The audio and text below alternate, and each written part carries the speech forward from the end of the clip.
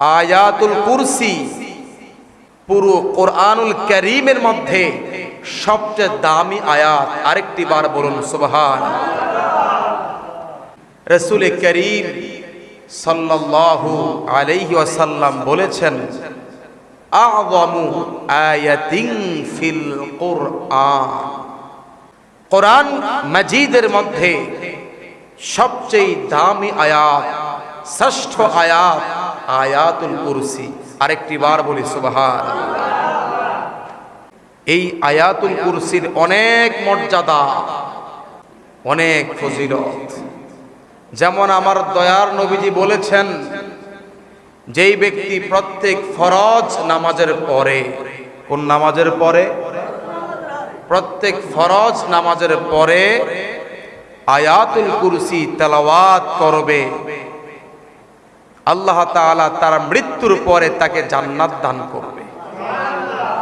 দাখলাল জান্নাহ।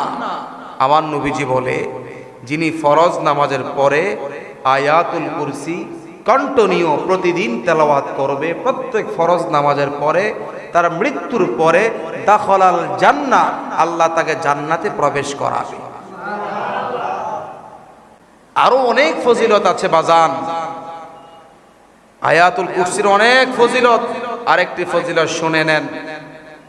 আমার দয়ার নবীজি বলছে, যদি কেউ ফজরের নামাজের পরে আয়াতুল কুরসি তেলাওয়াত করে, সকাল থেকে সন্ধ্যা পর্যন্ত আল্লাহ তাআলা একজন ফেরেশতা তার প্রতি নিযুক্ত করে। কেন?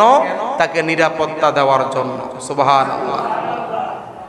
আবার কেউ যদি মাগরিবের নামাজের পরে আয়াতুল কুরসি তেলাওয়াত করে, সকাল হওয়া পর্যন্ত পুরো রাত তাকে নিরাপত্তা দেওয়ার জন্য আল্লাহ তাআলা একজন ফেরেশতা নিরাপত্তা রক্ষী তাকে দান করে। সুবহানাল্লাহ বলেন।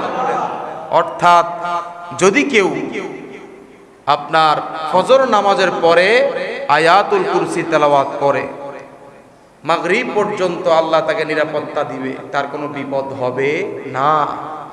আবার কেউ যদি মাগরিবের নামাজের পরে আয়াতুল কুরসি তেলাওয়াত করে, ফজর পর্যন্ত পুরো রাত আল্লাহ তাকে নিজে ফেরেশতার মাধ্যমে নিরাপত্তা দান করবে। আরেকটি বার বলি সুবহানাল্লাহ।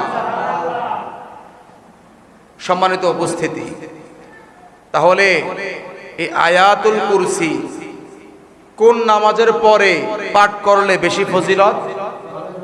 ফরজ নামাজের